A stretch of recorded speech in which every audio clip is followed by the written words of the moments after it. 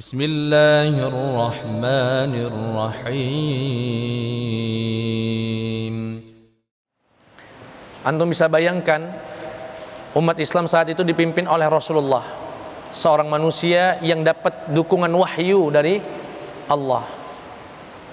Meninggal beliau dipimpin manusia biasa, nggak punya wahyu, namanya Abu Bakar. Gagalnya beliau, hancurnya Islam. Kalau beliau gagal sepeninggalan Rasulullah memimpin umat, wallahu alam apakah Islam akan sampai kepada kita. Tapi beliau buktinya apa bukti keberhasilan beliau? Islam bisa menyebar, Quran bahkan terkumpulkan, Islam sampai ke kita hari ini, ke Paibem ini, berkat keberhasilan sahabat Abu Bakar radhiyallahu anhu. Tahukah kita rahasia dari keberhasilan sahabat Abu Bakar dalam memimpin? Satu rahasianya, beliau mendapatkan kecintaan Allah Subhanahu wa ta'ala. Beliau sosok yang dicintai. Ketika dia sudah dicintai Allah, apa jadinya? Urusan Abu Bakar menjadi urusan Allah. Urusan Abu Bakar menjadi urusan Allah.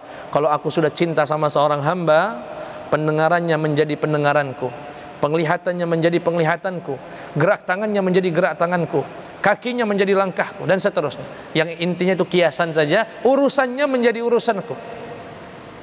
Kalau dia minta, pasti kasih ijabah. Kalau dia minta perlindungan, pasti aku perlindungi. Artinya sahabat Abu Bakar berhasil karena dia telah mendapatkan kecintaan Allah Subhanahu wa ta'ala. Pertanyaannya, apa yang membuat sahabat Abu Bakar dicintai Allah? Syaratnya harus menjalankan kewajiban-kewajiban, sholat 5 waktu dan seterusnya. Ketentuannya, dan ini yang ingin Ustaz pesankan dan pernah Ustaz sampaikan, hendaknya setiap dari hamba Allah memiliki ibadah rahasia. Setiap dari kita punya ibadah sunnah yang rahasia. Nggak boleh ada yang tahu, sampai istri sendiri nggak usah tahu. Cukup antum sama Allah saja. Itu namanya ibadatul khafiyah, ibadah yang dirahasiakan. Kalau bisa punya ibadah yang orang nggak tahu. Yang sunnah ya, kalau wajib nggak usah dirahasiakan. Aku ini nggak pernah ke masjid Ustaz, nah rahasia genian. Aku ini biarlah orang nggak tahu aku. Nggak, itu wajib laksanakan sesuai perintah Rasulullah di masjid. Jangan ngurung di kamar dengan alasan macam-macam. Ya. Tapi yang dimaksud adalah ibadah contohnya misalnya nyumbang ke anak yatim tiap bulan, tapi orang nggak ada yang tahu, sampai istri nggak ada yang tahu. Misalnya membersihkan kamar mandi di masjid, orang nggak ada yang tahu. Misalnya menyantuni siapa dan sebagainya tanpa orang tahu. Dan Abu Bakar punya ibadah rahasia itu. Punya ibadah rahasia itu. Siapa yang kasih tahu? Sahabat Umar. Kok bisa rahasia tapi ketahuan? Allah punya skenario biar Umar mencontohnya. Apa yang dilakukan Abu Bakar rahasianya? Yaitu setiap selepas sholat subuh, setelah zikir, Abu Bakar itu nggak ngajak Umar. Biasanya kemana-mana ngajak Umar, ngajak Ali. Ini nggak pernah ngajak. Tiap habis subuh pergi beliau jauh ke padang pasir sana. Sampai rasa penasaran menghinggapi hati sahabat Umar ibn Khattab, ngapain sih Abu Bakar kok kesana terus dan ngajak-ngajak saya? Rasa penasaran ini membuat Umar mengikuti Abu Bakar pada suatu ketika. Diikuti, dilihat dari kejauhan. Rupanya Abu Bakar ini tiap habis subuh mampir ke rumah seorang yang sudah tua, renta, janda, punya anak kecil. Diikuti, nggak lama setelah berapa waktu keluar sahabat Abu Bakar, nggak dapat jawaban, masuklah Umar itu ke rumah orang tua tersebut, nenek-nenek tua, janda tua. Sampai di sana ditanya, siapa laki-laki tadi yang baru masuk? Umar bertanya kepada seorang wanita dia menjawab, nggak tahu. Pokoknya dia ngakunya Muslim. Itu bentuk sudah merahasiakan dirinya. Sampai yang dibantu aja nggak tahu. Ngapain dia kesini? Nyapu rumah saya dan memerah susu dari kambing-kambing saya, dan berjanji untuk membuatkan adonan roti untuk setiap hari saya makan. Itu yang dilakukan dirahasiakan. Keluar dari situ, sahabat Umar mengungkapkan sebuah ungkapan yang ini abadi sampai hari ini dihafal banyak orang. Ya Abu Bakar, qad at'abtal khalifata man ba'dak. Ya Abu Bakar, ini ucapan nggak disampaikan ke Abu Bakar nggak, tapi gerutunya sendiri. Ya Abu Bakar, sungguh engkau telah membuat letih khalifah setelahmu nantinya. Maksud nggak kira-kira maksudnya apa?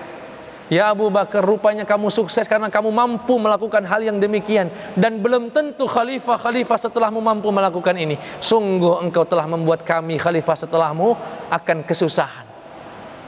Tapi hal itu rupanya ditiru oleh Umar. Umar itu setiap malam keliling ngasih makanan ke orang-orang fakir miskin, panti jompo dan sebagainya. Ustadz harap antum dalam hidup ini tidak akan pernah kita mampu menghadapi tantangan hidup tanpa cinta Allah Subhanahu wa taala. Tidak akan kita mampu mengurusi urusan kita kalau enggak Allah terlibat dalam mengurusi urusan, dan itu hanya bisa kita dapat kalau Allah cinta dengan kita, dan cinta Allah akan diberikan kepada kita kalau kita punya ibadah sunnah yang dirahasiakan. Jangan semua ibadah diceritakan orang. Rahasiakan itu sampai meninggal. Dan Ustadz pernah sampaikan, ada cicit Rasulullah yang disebut dengan as-sajjad, ahli sujud. Ketika meninggal dunia, cicitnya Rasulullah ini, orang ketika memandikan jasad beliau kaget luar biasa karena di pundaknya ada lebam, sebagaimana lebam yang terdapat pada kuli-kuli. Padahal beliau ini ulama, ahli ibadah, nggak pernah kerja keras, lembut kulitnya. Kok bisa ketika dimandikan ada lebam di sini? Orang ngobrol saat mandikan, ini kenapa kok lebam? Begaris begitu di belakang pundak cicit Rasulullah sallallahu alaihi Zainal Abidin Ibn al-Husain Ibn Ali. Ya, nggak ada yang tahu jawabannya itu.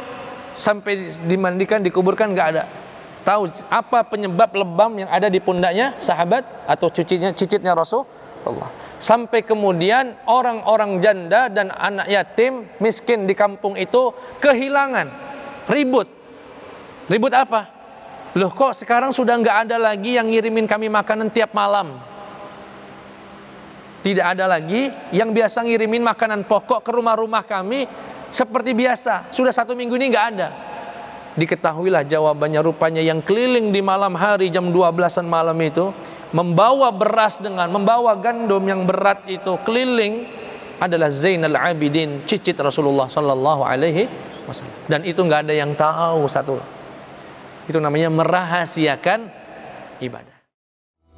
Sallallahu ala Muhammad sallallahu